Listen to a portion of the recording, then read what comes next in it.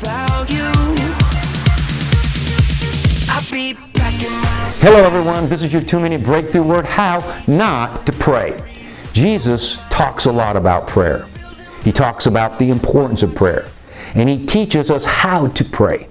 But he also taught us how not to pray. In fact, in Matthew chapter 6, he gives us 2 specific examples of what not to do. First, he teaches us not to pray with wrong motives. Matthew 6, verse 5, Jesus said, when you pray, don't be like hypocrites. They like to stand in synagogues and on street corners to pray so that everyone can see them. The religious leaders in Jesus' day prayed to be seen. Their prayers were a performance rather than an act of worship. They prayed for recognition and applause. James 4:3 says, when you ask, you do not receive because you ask with wrong motives.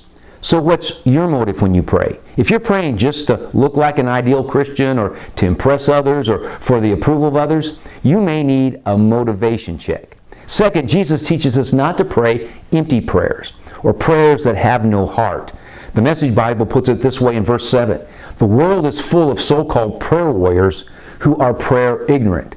They're full of formulas and programs and advice, peddling techniques for getting what you want from God. Don't fall for that nonsense. Jesus is telling us, instead of repeating words and phrases that sound spiritual in hopes of gaining God's attention, pray honest and heartfelt prayers. It's sincerity of heart that God cares about more than the formula or phrases that we use. So what's your motivation when you pray? Do you pray simply to appear spiritual? Do you have words or phrases you repeat when your heart's just not in it? We've all gone through the motions before. Blessing a meal, a prayer before bedtime. It's easy for our prayer life to become routine. But Jesus says not to pray that way. Instead, make your prayers be from the heart, focusing on connecting with His heart. After all, God created you to have a personal relationship with Him. And prayer is to be a major ingredient of that relationship. That's your 2-minute breakthrough word. Until the next time, remember, God has a breakthrough for you.